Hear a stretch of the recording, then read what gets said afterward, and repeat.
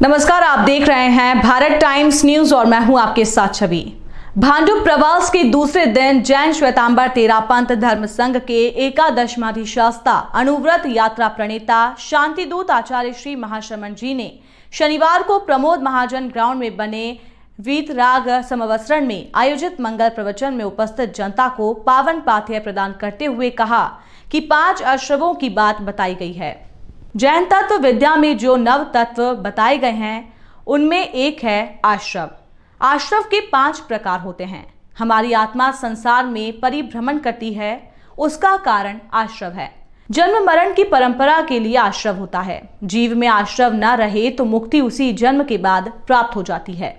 साधुओं के जीवन में आश्रवों का बहुत त्याग होता है। प्रमाद कषाय भी रहता है। साधुओं का जीवन 5 महाव्रतों वाला होता है।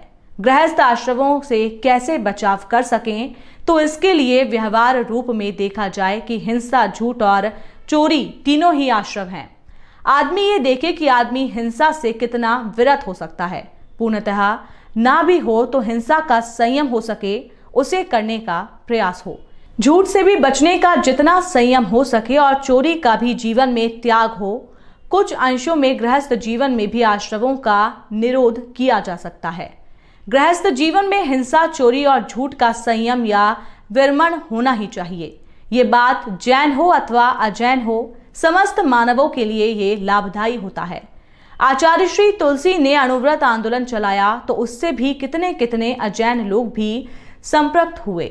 दुनिया का कोई भी धर्म हो, हिंसा का त्याग व झूठ और चोरी से बचने की बात करते हैं। आदमी अपने जीवन में पूर्णतः हिंसा से नहीं बच सकता, लेकिन किसी को शिकार के रूप में न मारना, संकल्प पूर्वक प्राणियों की हिंसा न करना, संकल्प होना कि नॉनवेज का सेवन नहीं करने का भाव हो तो हिंसा से कितना बचाव हो सकता है। आदमी के जीवन में संकल्प हो कि मैं किसी का सामान चोरी नहीं करूंगा, किसी दूसरे के पैसे को चोरी के रूप में नहीं रखना आदि। आदमी ये भी प्रयास करे कि वो किसी पर झूठा आरोप न लगाए। अपनी जुबान अथवा लेखनी से किसी पर झूठे आरोप न लगाने का प्रयास हो। आदमी आश्रवों से जितना बच सकेगा, आत्मा का उतना उन्नयन हो सकता है। मोक्ष की प्राप्ति ना हो किंतु उस दिशा में गति तो हो ही सकती है। मानव जीवन में मोक्ष की आराधना करने का प्रयास करना चाहिए। मोक्ष की साधना ही मानव जीवन की बड़ी सार्थकता होती है, इसलिए उस दिशा में गति करने का प्रयास करना चाहिए। आदमी परिवार समाज में रहते हुए अनासक्त रहने का प्रयास हो और जितना संभव हो धर्म ध्यान में समय लगाने का प्रयास करना चाहिए। आचार्य श्री ने तेरापंथी श्रावक श्राविकाओं को प्रेरणा प्रदान करते हुए कहा कि जीवन शैली में सामायिक एक अंग बन जाए। जितना संभव हो सके प्रतिदिन सुबह सुबह एक सामायिक हो जाए तो जीवन कितना कल्याण हो सकता है। परिवार, समाज, व्यापार आदि का अनेक काम तो निरंतर होता रहता है, किंतु उसमें से भी कुछ समय सामायिक में लगाने का प्रयास करना चाहिए।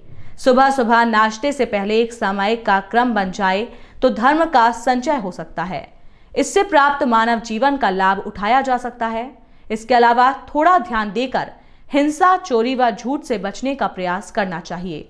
इस प्रकार मानव जीवन को जितना सार्थक बना सकें वो कल्याणकारी हो सकता है।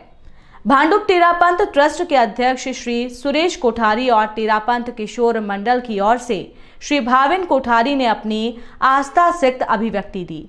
स्थानीय ज्ञानशाला के ज्ञानार्थियों ने अपनी भावपूर्ण प्रस्तुति दी।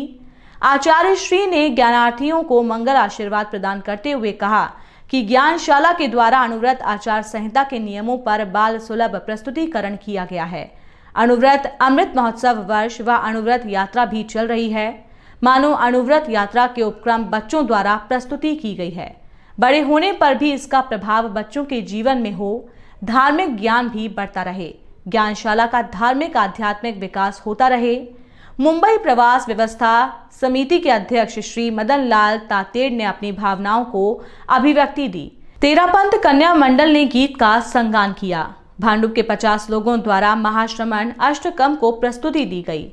मूर्ति पूजक समाज की ओर से श्री भीमराज मादरेजा ने गीत का संगान किया। बीजेपी की पूर्व नगर सेविका श्रीमती चारू शीला ने कहा कि मैं भांडुप की जनता की ओर से आपका स्वागत करती हूं।